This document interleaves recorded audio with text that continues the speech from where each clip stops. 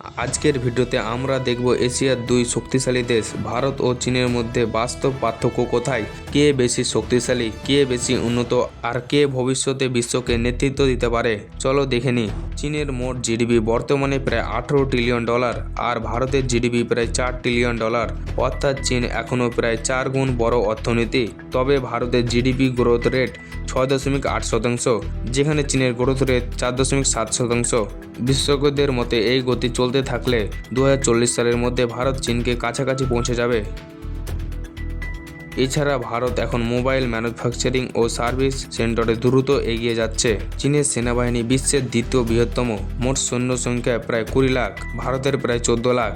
চীনের কাছে 3,500 plus tank ও 320টি nuclear warhead আছে, আর ভারতের কাছে 4700 ট্যাঙ্ক ও 160টি নিউক্লিয়ার ওয়ারহেড আছে। তবে ভারতের সামরিক অভিজ্ঞতা ও সীমান্ত যুদ্ধের প্রস্তুতি বাস্তবে অনেক বেশি কার্যকর বলে মনে করেন বিশেষজ্ঞরা।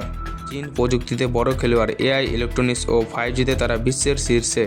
ভারতের পেছনে নেই। আইটি, মহাকাশ প্রযুক্তি এবং স্টার্টআপ ভারতের উন্নতি চোখে পড়ার মতো। আজ ভারতে 100টিরও বেশি ইউনিকর্ন কোম্পানি আছে, আর চীনে আছে প্রায় 180টি। তবে তাদের বৃদ্ধির হার কমছে।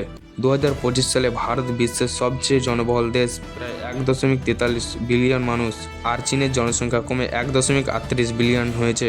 ভারতের বড় সুবিধা হলো তরুণ জনগোষ্ঠী। চীনে বয়স্ক জনসংখ্যা দ্রুত বাড়ছে, যা অর্থনীতির জন্য চাপ তৈরি করছে।